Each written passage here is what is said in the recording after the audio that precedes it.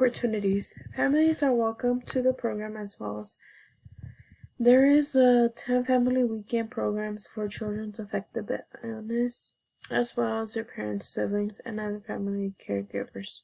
So in that meaning, everybody is welcome to this program, the Painted Turtle. And there's a lot of fun activities for them to do. This program has benefits for the parents. They receive an education session so that it can be helpful for those who need more resources. Also for parents to have an opportunity for those busy parents to unwind. So they have programs for parents to come and observe their students and have more open to them, to those students.